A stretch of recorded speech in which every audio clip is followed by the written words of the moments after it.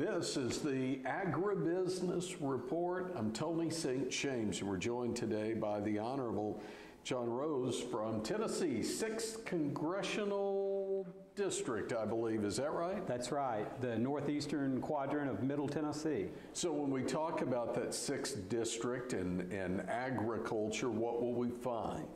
Well, it's historically very diversified. We have some row crop areas of the district, but rolling hills, some rocky soils, particularly where my farm is. So beef cattle, historically tobacco, burley tobacco. Still have one of the largest burley producing counties in the country in my district. So, but like my farm, historically fairly diversified. Interesting when we talk about ag and Tennessee, because not only are you a farmer, but you actually worked for farmers in Tennessee, didn't you? Well, so I worked briefly as our Commissioner of Agriculture for a period fairly early in my life when I was in my mid-30s, and a great opportunity to learn about agriculture from that perspective and how government interfaces with farmers. And I'm trained as an ag economist. That was my original pursuit in life, and ended up taking a turn and ending up in the IT training business, and before that got a law degree. But throughout that time, I pursued my interest of maintaining our family farm legacy, which goes back to 1790. I'm the 8th generation. We look at the district right now, and we're seeing wide swings. Most of the time when we go east or west of the Mississippi, it's extremely dry, and back to the east, we find it's a little wetter. What are you finding in your area? So, being up here, it's hard to keep your finger on the pulse, but we have a number of areas in the district that are dry and need rain. Probably not as severe as some areas of the country, but it's becoming a factor here. I just was visiting with one of our major row crop producers in the western end of my district who said corn crop already damaged. Even if we get good rain from here out, probably some reduction in yield because of the dry weather that we've had there in the district.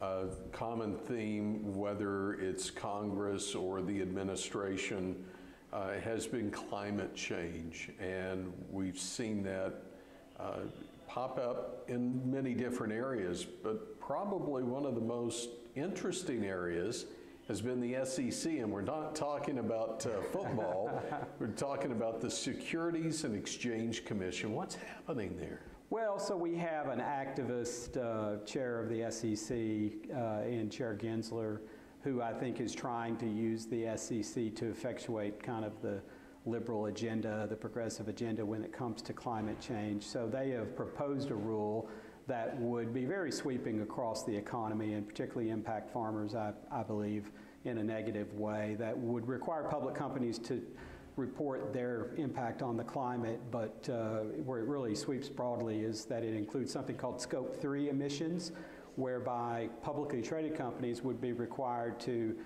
get information from their suppliers and their customers, both upstream and downstream in the value chain, and that would reach most farmers in this country.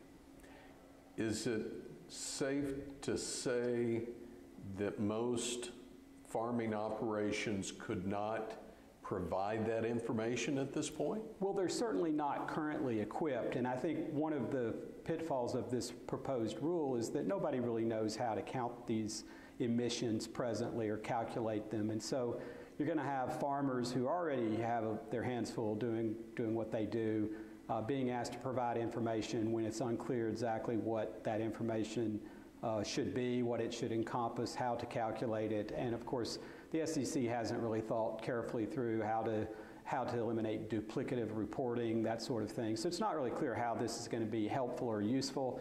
And frankly, it's the Securities and Exchange Commission, not the Securities and Environment Commission. And so they're outside of their lane, and in a way that I think is not helpful. That's a decision Congress needs to make if it wants to enlarge the province of the Securities and Exchange Commission. They have their hands full. They have a job, an assigned job they've had since the 30s, which is to provide for safe and efficient capital markets, protect investors, and facilitate the formation of capital. And if they're not attending to their number one priority, you have to believe that number one priority is probably not going to get addressed in the way that it should. and they don't have the expertise or knowledge or resources to effectuate environmental policy in the way that they're envisioning here. So if this is a road the SEC is looking at least building, maybe not paving yet, what options does the ag industry, what options does Congress have? Sure. Well, so I think, obviously agriculture will be the object of this new regulatory overreach by the SEC. So we have to work, I think it's the job of me and others in Congress to advocate for,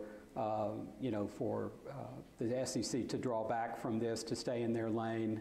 But there'll probably be litigation on this issue, and certainly the recent decision in West Virginia versus the EPA, I think, would point to the courts maybe coming to the aid here and saying this is beyond the scope of what the SEC has been empowered to do. And that's certainly our hope. But I think we'll work hard on the congressional side. Certainly we've been advocating.